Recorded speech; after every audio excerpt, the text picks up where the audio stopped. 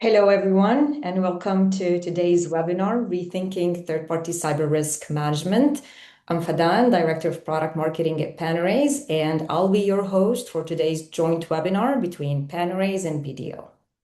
Joining me today are two industry experts, Demi Ben-Ari, co-founder and Chief Security Officer at Panorays, and Gideon Margolin, Director of Cybersecurity Services and Third-Party Risk Management at BDO. Over the next hour and a half, we'll explore how organizations can move from manual assessments to continuous approach to third-party cyber risk management, supported mainly by managed services. Feel free to submit your questions throughout the session using the chat. We'll save some time at the end to answer as many as we can. And with that, let's get started.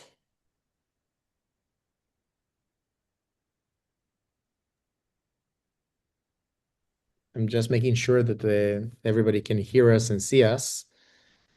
Gideon, you're here as well? I am here. No, so welcome. And good morning, good afternoon, good, I don't know, evening maybe for some of the attendees. I don't know exactly where everybody are joining from. And welcome to the meeting that we are going to speak today about rethinking the cybersecurity strategy of third-party risk management.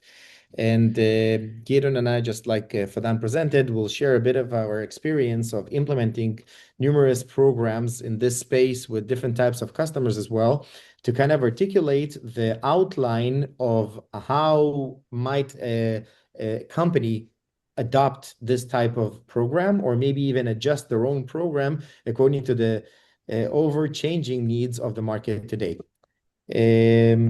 I think we'll start with a short presentation of both companies and a bit about ourselves, maybe, and we'll start tackling the problem. And really feel free for it to be interactive. We'd rather it having a conversation with all of you as much as possible. So we'll have also our moderator maybe helping with kind of the notes, etc., and the questions that are being asked throughout the webinar. And Gideon and I will try as much as possible to answer throughout the session and not only wait until the end. So first of all, Panorays, hi. We're a third-party cybersecurity risk management platform and solution. We'll help customers globally from all sizes that you would imagine, from the largest enterprises in the world to mid-market and SMB customers, to manage their third-party landscape and third-party supply chain risk. Why am I using this terminology of third party and not only vendors, which you might have heard and also implemented different kinds of programs? Because third party relationships can be articulated to many different business use cases.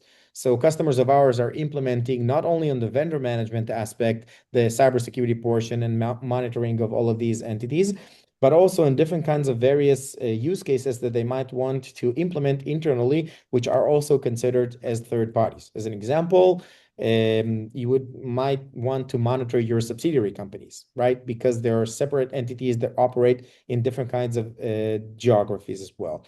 Product ecosystem, different kind of business partner ecosystems as well. And many financial institutions and insurance companies want to audit and monitor their key customers as well, like know your customer. So all of these solutions, I would say, and implementations exist in the Panorays platform and solution. But the key factor is that we incorporate all of the practices in market today in the solution itself, both in the external assessment and questionnaire engagement, with engaging with the third parties themselves to remediate and create the most contextual kind of assessment possible, and also risk remediate as fast as possible in the most accurate manner with all of the various aspects of the third party risk management space. Gideon, I'll hand that to you as well. So, hi, everyone. Thank you, Demi. A little bit about myself. So my name is Gideon Margolin. I'm a director at BDO. I'm with BDO for the last 5+ years. And actually, if I wasn't here, I was probably a carpenter, maybe sometime at the future. BDO, for who of you may not know, is a large network of firms. It's about 120,000 employees across 170 countries around the world. Within this network, BDO Israel serves as the EMEA hub for cyber consulting. That means that we are in charge of the methodological and guidance of other firms with EMEA for everything related to cyber consulting. BDO Cyber specializes in managed security services such as MDR, managed detection and response, MTE, managed threat exposure, IR, and TPRM, which will be our focus today. When talking about managed services, we are leveraging our knowledge and actual experience to build what our clients truly need. Sometimes it's things they don't know they need, and this is why they're consulting with us.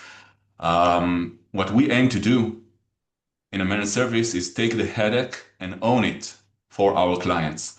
There are some unique points that demonstrate the value of working with us, with BDO, specifically in the TPRM. We realize that TPRM isn't a CISO problem, it's an organizational-wide problem, and I will elaborate about it a lot during this presentation. The second point, I think, is that if we are establishing an organizational-wide TPRM program and as a result, we're communicating with lots of vendors and serious business impact entities, it would be a waste not to use this program for other angles as well, other than cyber. We include cyber, privacy, AI, ESG, and other stuff within this program. And the last point for this slide is that we work proactively to reduce the risk, not only provide visibility. And we will elaborate about it more. And I think we'll go to the other slide. So in this session, I will bring you the consultant side, while Demi will be the technical expert, will provide the strategy of how to tackle it from a technological perspective. I will try to enlighten the best practice of building and maintaining a TPRM program, scalable and resilient TPRM program. So when we're talking about the reality of modern supply chain threats, let's take a look at the data driving this conversation. High percentage of organizations have experienced some form of supply chain incident recently, and threat actors are actively targeting smaller third parties to bridge into larger enterprise networks. They understand that they can't go directly into the safe zone of larger enterprises, but they are also realize that other organizations that are with engagements, some kinds of engagements with these large organizations, are the weakest link of the chain. But I think the most interesting point in this slide will be that 63% of the enterprise risk programs are managed by lean teams. It's a resource problem. Just one or two people that are executing and maintaining the whole supply chain risk program. And this is not scalable because if it's being done in a manual approach, it can't be scalable. And we will present here how to reduce the manual work and do it without reducing the validation level of the TPRM program. The industry is recognizing that managing a highly complex risk vector requires a scalable approach and not a manual spreadsheet. And this will be driving our session today. Demi, handing over to you. Yeah, and I would love to maybe pitch in and say, you would imagine how many customers we saw that are doing literally what Gideon said right now, managing full as if programs with spreadsheets. Like the list of the third parties are a spreadsheet, and questionnaires are spun up also via spreadsheets over email. And you would think that in the technology era, right, that everybody are like speaking about AI powder, you would automate and create at least like something that is scalable, like Gideon said, and with a click of a button, you would be able to actually do so. But not only speaking about the questionnaires, the programs are mostly manual. And I fully understand also why the different silos, just like we mentioned, the scalability of the program makes it this way. Because eventually when you need to identify your organization, and let's say even not a huge organization, 1,000 employees, 2,000 employees, right? And I'm not even speaking about the hundreds of thousands of employees. Usually the third-party problem, just like Gideon said in the beginning, is spread across the whole organization. And it's not the InfoSec person or somebody that is, okay, he's the one or she's the one in charge of that, and basically they need to facilitate the program. The assembling that list of who are my third parties and actually answering that question is the first challenge of the scalability challenge of the program, because then you need to identify the relationships. And you can basically see that once you have everybody mapped, or like, at least you're kind of going to that path of identifying every third party, then the data, the volume of the data is also becoming a challenge, right? You mentioned the kind of like the intelligence, and let's do the external assessment process, and not only the questionnaire, etc., and all these things. It's a fire hose of information, and the biggest problem is actually how you distill whatever is relevant according to context. And just like Gideon mentioned, again, I'm seeing that all across numerous customers, right? There's no team of like 15 or 20 people that are doing third-party cyber, right? Or third-party assurance in general. Usually, and with really, really large organizations, the teams are pretty small, right? And eventually that augmentation and clarification also of the most critical third parties and the relationships and whatever is happening in the world in the external threat domain is really, really important to focus our efforts, right? And not go on a list, right? And create some kind of one-off questionnaire basically on the onboarding process, right? And sometimes even not reevaluate that at least on annual basis. So this challenge and kind of like what Gideon mentioned about the managed advantage and consolidating efforts to experts that already know this domain and distilling the information and surfacing only the relevant things to customers.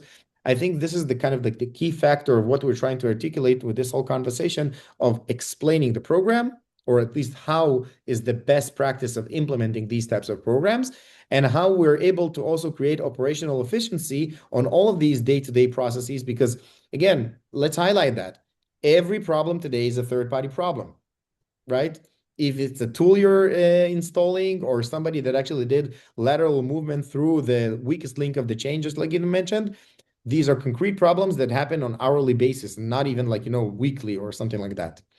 So if we want to create that at least structure of how to create a TPCRM, a third-party cybersecurity risk management program, and again, it can be also reflected to the regular TPRM programs, but right now focusing on the cybersecurity aspect, I apologize. It starts off with the first continuous of a program, especially with Panorays, etc., continuously understanding my third-party relationships and the ecosystem in general. It doesn't have to be only digital. We have a lot of customers in the world of manufacturing and shipment and stuff like that. They have tens of thousands, if not hundreds of thousands of third-party relationships, vendors across like multiple geographies, and understanding who is the owner, who is the business owner that is in charge of each one of these implications of business. And one vendor can also have multiple relationships inside of it is a really, really hard challenge, right? What data we're surfacing to them, what business impact do they have if this vendor goes down or something in that aspect. So this is like the first challenge of any program. I'm telling you from my experience, a lot of customers that do not create something that is an automatic mechanism of identifying them are kind of stuck in around 150 to 200 relationships, and that's it. It does not scale any more than that, because just like you mentioned, right? Sending out questionnaires gets you that far. That's it. Then the second portion would be as frictionless as possible. I would say, okay, we're not imagining stuff in a pink world. There is always friction when you involve people, human beings, but creating some kind of mechanism for it to be as efficient and effective as possible. So turning this assessment process, and by the way, it's for us to decide what is the right cadence for the ongoing assessment, if it's an annual basis or only on the onboarding according to criticality of that relationship. This is for us to decide and combine all of the possible ways to conduct these audit processes, right? We have the ESM portion, the external attack surface management, that we have different kinds of tools also in the market, not only Panorays, that actually do those things. And yes, of course, it has to be accurate, because if not, it creates like a noisy mechanism of screaming a lot of things that are wrong, but eventually a lot of them might be false positives. And also the engagement process, right? Communicating with a third-party relationship. It can be an internal department, external vendor, or maybe a business partner. And once we've identified all of the critical ones, we escalate and enhance the program to the continuous monitoring aspect of the ESM on an ongoing basis, which, by the way, can also be defined by policy. And that portion actually helps us to identify the context of the relationship, the ever-changing infrastructure space, the digital footprint, just like Gideon mentioned in the beginning of this relationship, and also how it reflects and how it affects the internal business owners day to day, and also how it touches the data, etc. And of course, we have to be, like Gideon mentioned, that they're doing IR services around that. You would see that more than 60 or 70% of all of the breaches today are through some kind of third-party mechanism that got breached or, like misconfigured or compromised. And this detection and response piece, when hits the fan, right? Eventually, this is what organizations challenge the most with, especially when you need to identify like multiple touch points inside of the organization. Think of it, again, let me give you an example. CrowdStrike, right? CrowdStrike went down, I think, a year and a half ago. Why? Because of misconfigured code being deployed, etc. But it means that right now, walls, like security walls of many organizations went down. Many organizations, IT-wise, operationally, went down. Delta was down, I think, for I don't know how many hours, etc. And this thing required our customers, right, to respond. That's it. And it wasn't even a security breach. It was a security tool going down that actually was a propagating failure. So all of these things need to be managed and communicated both to our customers, internal business owners, and God forbid, if something really, really bad happens, maybe with legal, etc., and many other departments. So that like kind of encapsulates the four main pillars of the maturity model of the TPCRM program that we're seeing all across the board with any customer, from the smallest to the biggest one. Okay, so let's start tackling them one by one. And, I would pause and maybe ask assistance from our moderators if we have any questions until now about all of the things that we've mentioned about the outline. There's no questions in the chat box, but I can see that Itai raised a hand. Okay, I don't know if we have the ability to actually give people and the ability to speak. But if a chat message can be written, it will be great. Yeah. Cool. Okay, so let's start. Wait a second. What? Okay, then let's write in the Q&A, Ty, if you can, and that will be great, and then the people can share with us. Okay, so the first pillar, just like I mentioned, this is basically the first continuous of any program that we're assembling. Right now, it doesn't have to be with a tool, but you have to be able to identify continuously that inventory of third-party relationships, right? The inventory, of course, with context, because just having a list without any knowledge of what data we're passing to that third party, how they affect our operational business and product, or maybe delivery of our solution to our customers.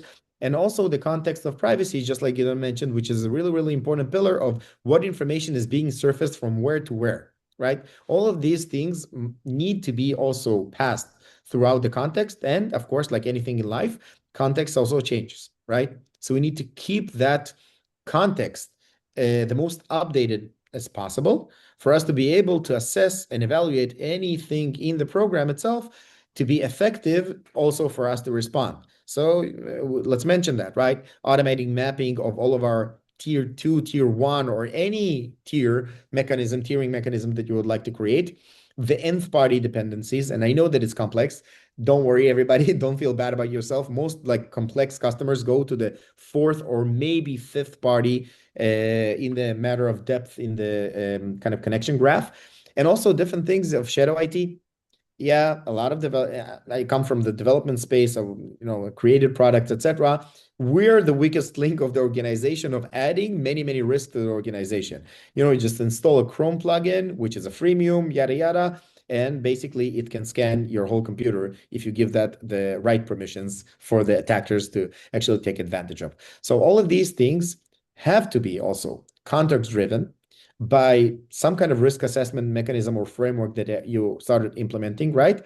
And understanding which vulnerabilities or misconfigurations actually might impact access to crown jewels, to the sensitive information, or maybe even things that we have to keep in our own like internal silo and not give that as even read-only permissions. You know, you've heard that probably in the past, to all of your data, and somebody can actually harvest all of your information outside your system, right? So only, yeah, I know that people say, okay, it's read-only, nobody touches that. You kind of understand that it's also like a false claim. Gideon, you want to take this? Yes, I will. Thank you, Demi. So, as Demi said, context is the king of all cyber activities, and in particular, TPRM activities and TPRM programs. When we assemble TPRM program for supply chain, we must take into consideration the organization's business initiatives as a starter, initiatives and objectives as a starter of mapping, real mapping of the supply chain. We're talking about starting with the business impact analysis programs and a business continuity program to start understanding what is the organization's objectives, business objectives, and which of them is reliant on third parties. This is only the starter, and only after that we are going to purchasing to start seeing who are the billed or paid entities that needs to be taken into consideration. And when talking about classification, we're taking into consideration three main pillars. The first one is whether this third party holds or processes data, and it can be sensitive data, it can be business sensitive, it can be personal data. There are many sub criteria of this branch. And the second pillar will be whether this third party has access, some kind of access to the organizational network. Let's imagine an integrator who has admin access to a core system within your network, which you don't have any control over their own infrastructure. So it can be an attack vector inside your network. And the third most interesting, from my perspective, pillar is the critical processes that are reliant on external entities. Let's say, to put it on the ground, let's take an example. Let's think about a dairy manufacturer, which its most critical vendor, it's not a vendor, most critical supplier is a milking factory. It provides its milk, and you would think that it doesn't relate it in any way to cyber risk because it's a milk and the milk is being transferred using trucks to the factory, and that's it. But it happened to be that this milking factory established digital transformation and has managing its own infrastructure, its own milking infrastructure in the cloud. So if it will be having a cyber incident or a ransomware, we will not have dairy products in our fridge. So this is indeed a cyber issue. We need to make sure that the critical processes of the organization that are sourced out to external suppliers and the services dependent on their IT infrastructure resilience are safe enough. So when we're talking about the context, we're talking about not only about SaaS providers and not only about information system vendors, not only about service providers at all, and not necessarily about suppliers at all. As Demi said, there are many kinds of engagements, business engagements, partners, franchisees, sub-branches, etc. This is all external entities that needs to be considered within the supply chain program. I agree. Next, Demi. So again, we spoke about the assessment process, right? Eventually, what happens once we've identified, classified the relationship, etc. And right now, we kind of know, I'm saying that cautiously, right? how we're going to operate with this third-party relationship on the ongoing basis. Okay, so this is kind of like the first way so to maybe identify which of the practices implemented in the market today we need to right now conduct with this third-party relationship. So as an example, creating these smart workflows, especially at scale, right, that do all of these things for across all of my mapped supply chain. I'm saying that cautiously because some of the supply chain might not be mapped and we don't know what to do with each of these processes because we don't know of them. And creating that in the most efficient way, yes, of course, we have to throw in that AI powder because it's augmenting the analysts and the day-to-day practitioners with all of the tools of automation possible also to conduct this process in the most accurate way.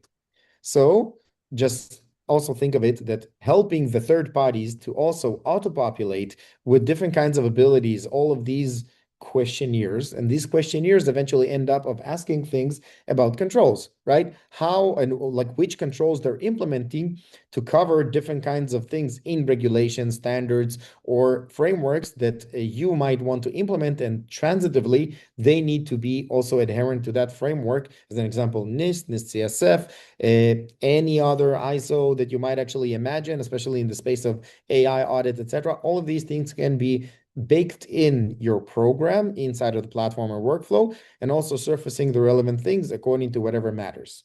And the most important thing, I think, that strengthens the validity of each one of these controls eventually boil up to combining forces of all of the practices that we have in platform as well. So as an example, cross-referencing and validating things from the external assessment, right? Objective Panorays information, let's call it this way, that we collect information from the external domain in the EASM space, and also creating a correlation with the internal control sets that are being asked. As an example, right, for you to be able to kind of understand what I'm speaking about, let's assume that we ask the question if the third party is implemented, okay, a WAF, a web application firewall. Assuming they answered yes, everything looks like flying colors and everything works well, okay? Let's assume right now the external assessment found 100 assets, IPs, domains, subdomains, IP ranges, etc. Technology pieces, let's call it this way, right?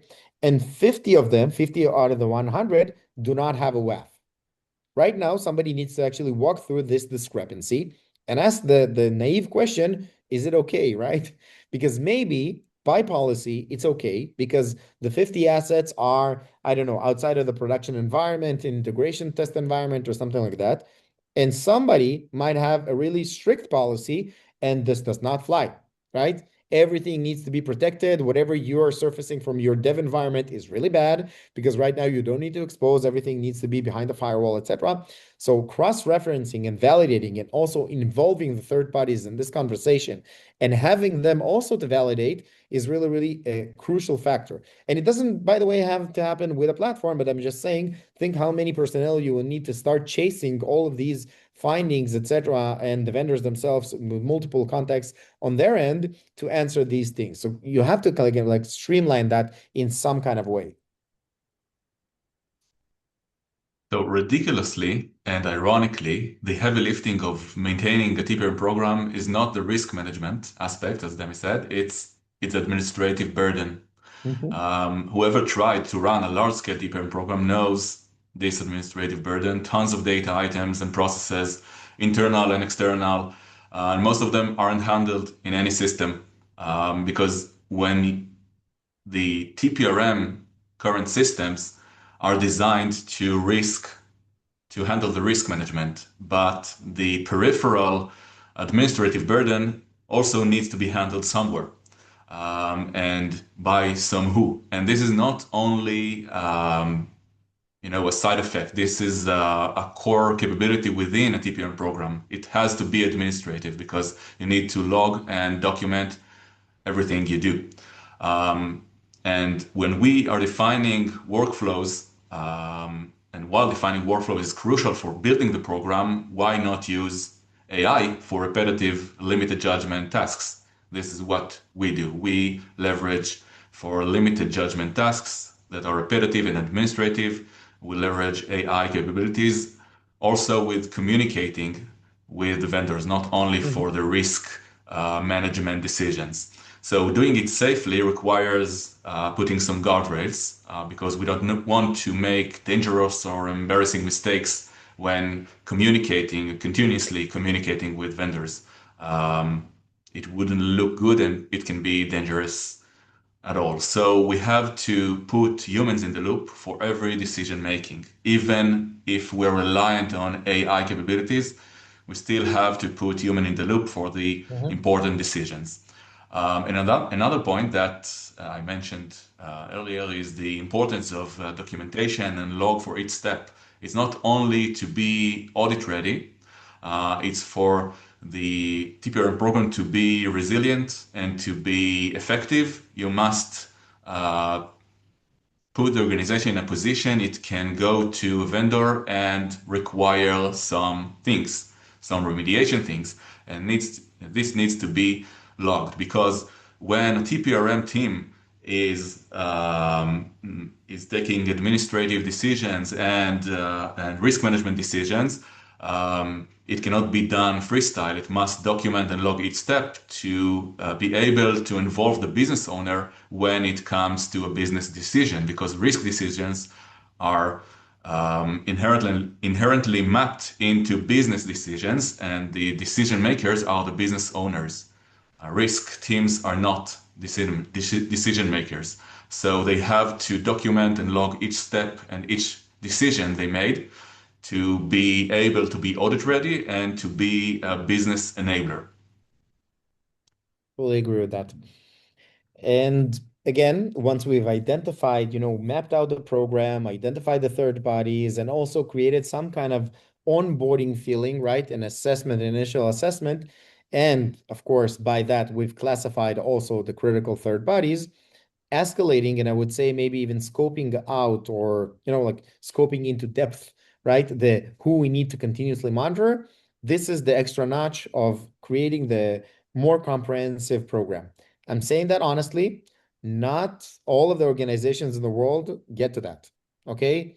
And especially if you have a large magnitude of third parties and you only started this journey, it doesn't happen day one.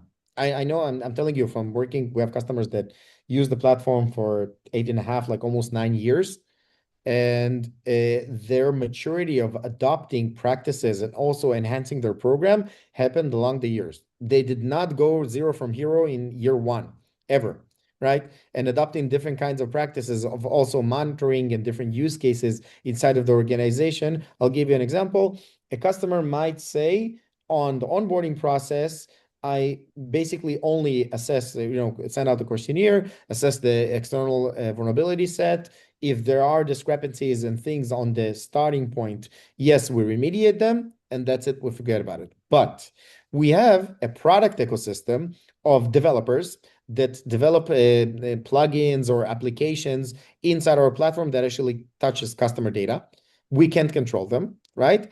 And it's code that is always changing. So right now we need to create some kind of continuous monitoring mechanism only on that subset of third-party relationships. So this evolution came 2 years after, right? And you need to also assess your efforts as a user and implementer of a program to whatever is needed and who needs to handle each. Maybe application security, AppSec, needs to be the one that owns the product integrations and not the TPRM manager.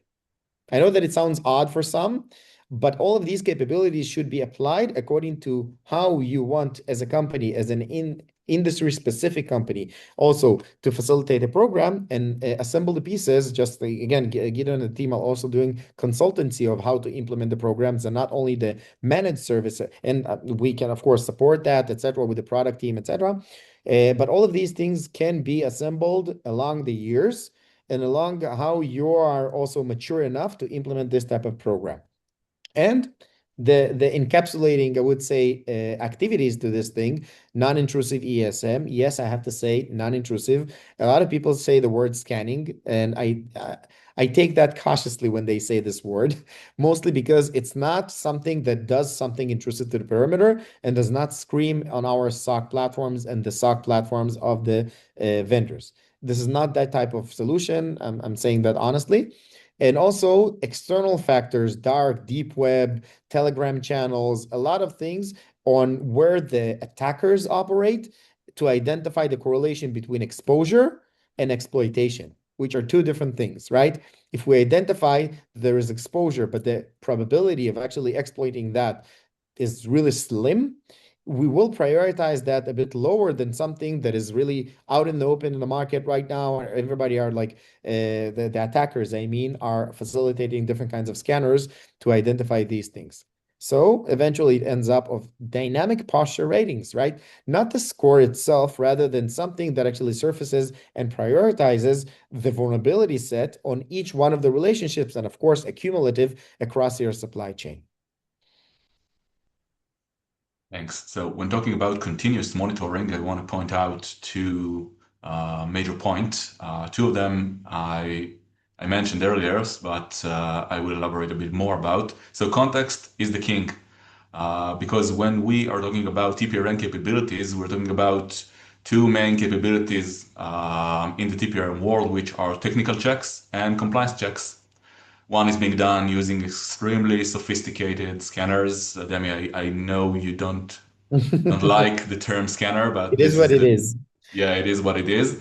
Extremely sophisticated one. And the other, the compliance one, is being done traditionally using questionnaires, which are dinosaurs in 2026, attestations and AI scrapers of trust centers where it's applicable. It's all different types of how to, how to understand if an organization is compliant with our standard. And between these two, between the technical check and the compliance check, there is a huge amount of context waiting to be revealed. Mm-hmm. Context is the true validation of the risk, and it's what makes the program from a checkbox to a real resilient. And we used to think about TPRM as the CISO problem, and this approach is neglecting the true value of this program because this needs to be spread wide the organization and it needs to involve the business owners, because if it not involves the business owner, it won't have any resilience impact on the organizations. In some cases, in the most mature organization we are working with, the business owner are owning the process, owning the risk process, and this is the key factor for a successful program.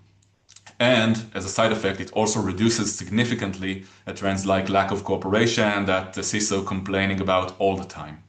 Mm-hmm. Yeah, think of it because mostly transparent, right? It's not a black box and hidden, etc. Surfacing the relevant things and not screaming about things that are irrelevant makes people, like generally business owners, practitioners, and the vendors themselves trust the program, right? Putting aside Yes. tool. So we end up of being in the fourth pillar. Yeah, we set a program in place, right? Everything is shiny. We have a Mercedes or like a Ferrari, and eventually we hit reality. There is a speed bump, and we need to go over that with the Ferrari. And eventually, when bad things happen, okay? Different things about zero-day exploitations that might be in the world, understanding of also like what's the impact, react to shell, or things that happens with cells off and drift, and many of the supply chain breaches, let's call it that way, or even, you know what, supply chain compromises. We need to identify how it affects our operations and downstream supply chain and how it affects our business, day-to-day business, right? This is kind of understanding the blast radius. Was that one user that got popped, or my whole organization and all of our data is basically exposed because somebody compromised an identity of a super admin? Yeah, these things happen, unfortunately, right? And we need to respond when this happens to kind of minimize the blast radius as much as possible, right? Siloing, closing outgoing, outbound information, etc., and identifying playbooks. I know that it sounds trivial. Many of the customers, or you know what, practitioners today have playbooks for basically anything on the first body. Something happens to my castle, what do I do? What happens when something bad happens to my supply chain? And we noted that over like 70% of the breaches are these types of breaches. So eventually we don't have concrete playbooks. Yes, we do, by the way. We do have, but you need to implement the program according to whatever context happens. I'll give you the most, like, I don't know, it sounds logical that you would have that thing, but I'm asking you, right? Say that to yourself. You don't need to tell me. Do you know who is the business owner of each one of the relationships that you have in your company? Hold that thought, okay? I'm telling you, unfortunately, most customers do not know. What happens with shadow IT does you discover, right? Or different kinds of things. Even you onboarded the entity and you haven't updated the business owner because he or she left. I know that it sounds trivial, but this is another continuous aspect of identifying the context in a continuous manner, which will provide you the ability to create actionable workflows. Because if you don't have that, you can't. That's it, period. I'm telling you, Gideon, you remember 6 years back, the fun fact that we had with SolarWinds? Hard to forget. Another great weekend. Yeah. And the thing is that when it hit, I'm telling you, we had customers implemented a shiny program. You know what was the one thing missing? Who are the business owner and who are the contact details on the vendor's end? Amazing monitoring, yada yada. It was a large financial institution. Amazing monitoring. You had like all of their alerts to the threat intelligence platform, to the SIMSOC, blah blah blah. But when you need to send that annoying questionnaire to ask the third party about implementation and if they did something with this, blank. It used to be in the procurement platform, but they did not implement that inside of their program, which was a really unfortunate thing and took them like around 7 days to identify only the critical ones. So you kind of understand that the preparation and some of the things that Gideon mentioned about the implementation of the program are also a crucial factor of when things happen, bad things, if we can respond to that at all. So Demi covered the what if bad things happened, and I want to cover how to reduce the probability that this will happen, how to prevent bad things from happening in our TPRM and in our network. So most of the organizations are focused on visibility, but visibility into vendor risk is a great thing, but this is where most of the TPRM programs stop, and we believe in actual remediation of the risk. And to achieve this goal, we must communicate continuously with the entire supply chain. And communicating with the entire supply chain is maintaining communication, a continuous communication between humans. Because besides being large systems, suppliers are humans. There are humans behind the technologies. And as such, they expect other humans to engage with them. They don't want to talk to machines. And when demanding remediation actions from suppliers, we must communicate it to the other side, and this can't be done by machines because we need to negotiate and we need to think about compensating controls and we need to take into consideration business context, as said. So all of these things are forcing us to keep the human in the loop, but in the right position of decision making. And also, if we want to truly remediate risk, we have to deal with contracts because contracts are something that can't be neglected and it can't be one size fits all. It needs to be context aware as well and to be fed from a TPRM program. The European regulations have realized this and are enforcing the change in their regulations. Both DORA and NIS2 are forcing organizations to open up contracts and treat them as part of TPRM programs, or the opposite, treat TPRM programs as part of the business contracts.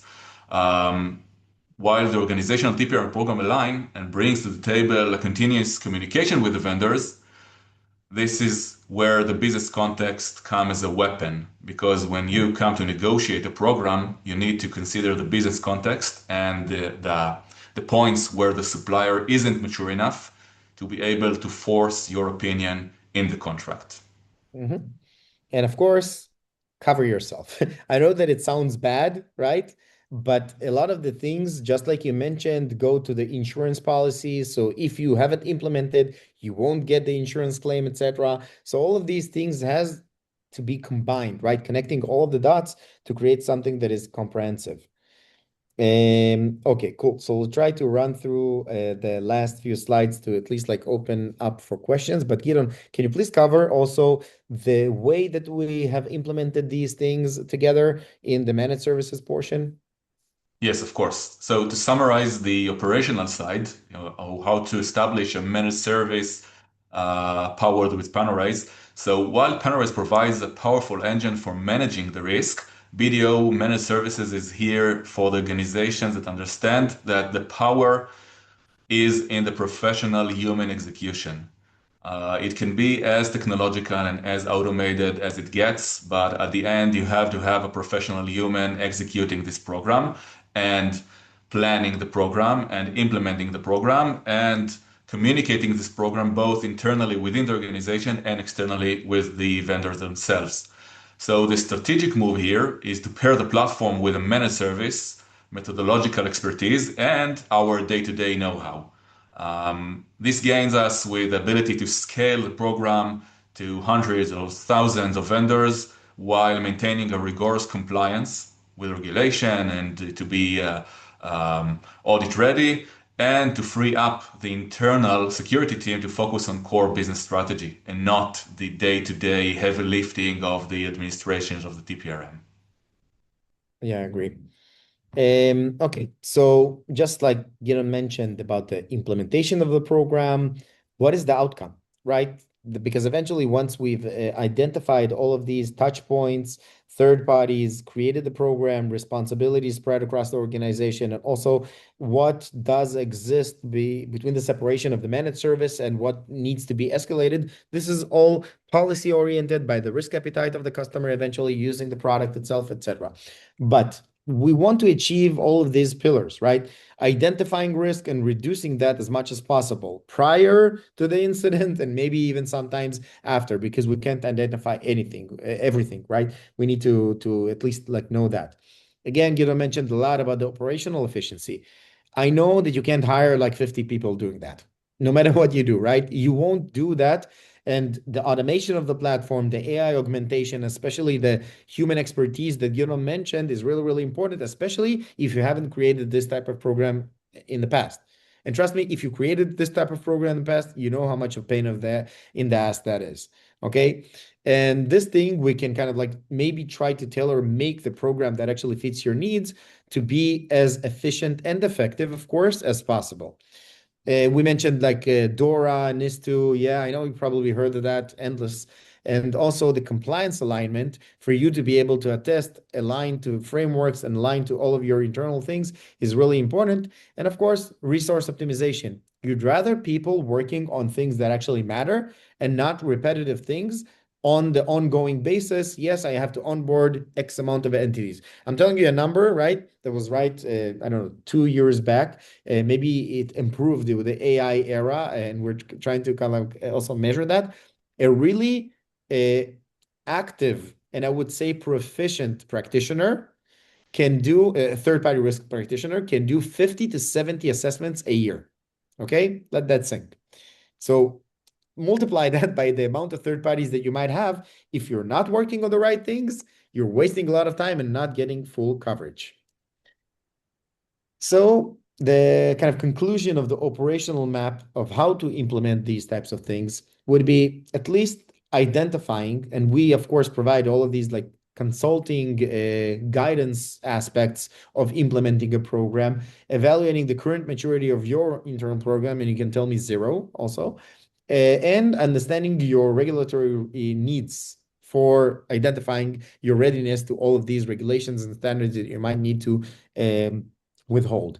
Step 2, the contextual mapping, like what we mentioned, understanding the business criticality, prioritizing all of these third-party relationships and assessments, and identifying your vendor portfolio. To identify portfolios in plural, we'll say that broadly because it's not only vendors.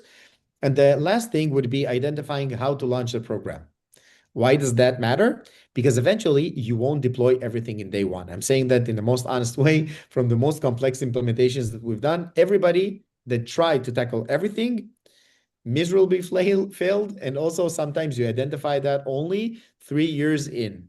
So we'd rather actually avoid that, okay, from our experience, and build that gradually. And if somebody can adopt a program, amazing, you would be probably the top percentile of the market. Yeah, we kind of spoke a lot here. Okay, so I would love to open it up for at least like Q&A and ask the moderators to surface these things. Let's see, one second. Yeah. So, Demi, thank you both for sharing such valuable insights, you and Gideon. I can see we received some questions from the audience, so let's dive right in and cover as many as we can. Our first Go question ahead. is for Demi.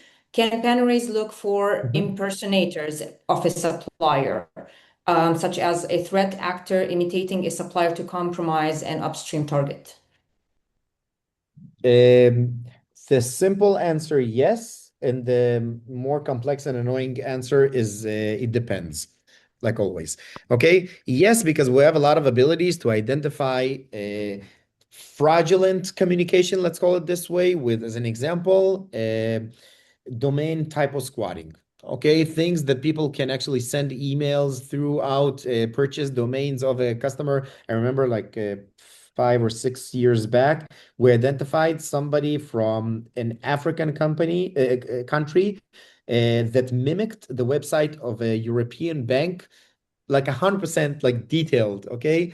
And the missing or misalignment was with an A that was spelled differently, okay? And they lured traffic to that like fraudulent website because they caught their Facebook presence, and they did not have a Facebook presence. I know that it sounds weird, but fraudulent entities and movements can actually happen. And you can take the other prism of this same problem.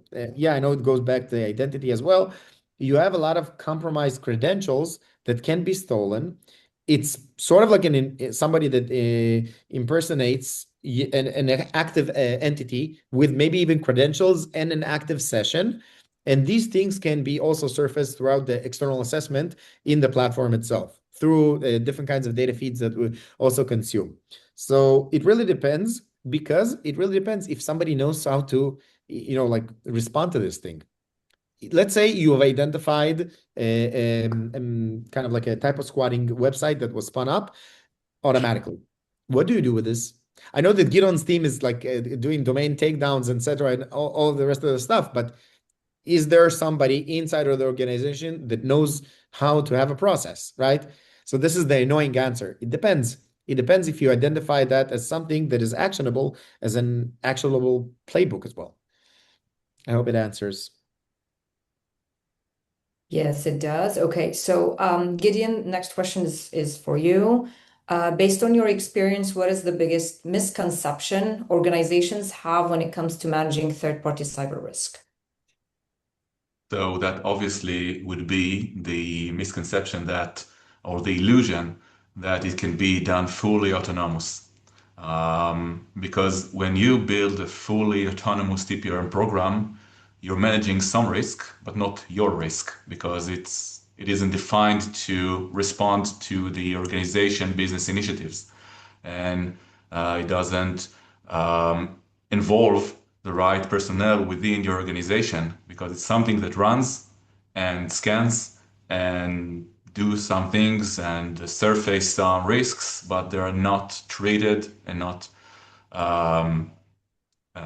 they're not treated as well. From the other side of fully autonomous is the manual work, the spreadsheet manual work. That is also not effective, and it may be validating the risk, but it's not scalable.